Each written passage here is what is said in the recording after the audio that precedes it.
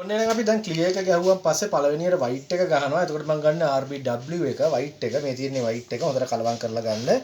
අරගෙන ඉවර වෙලා මේ තියෙන්නේ හොඳටම තියෙනවා. හරි?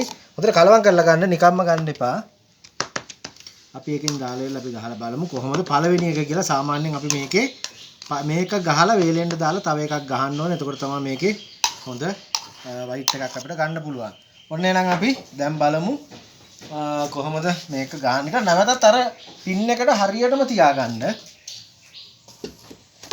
තමාලට පේනවනේ ඉස්සලා ක්ලියර් එක ගහප එක ඡායාවක් වගේ විතරයි තියෙන්නේ. හැබැයි ඒක හොඳට දැන් මේකට අල්ලලා තියෙනවා. අපි බලමු ගහලා white එක. මෙන්න මේ විදිහට white එක ගන්න හොඳට ඇදලා ගන්න. හොඳට ඇදලා අරගෙන මේ පැත්තට දාලා ඉවර වෙලා දැන් බලන්න. දැන් මේ තියෙන්නේ පළවෙනි white එක. දැන් මේක වේලුණාට පස්සේ තමයි අපි දෙවෙනි එක ගහන්න. දැන් මේ විදිහට අපේ සෙට් එකම ගහගමු.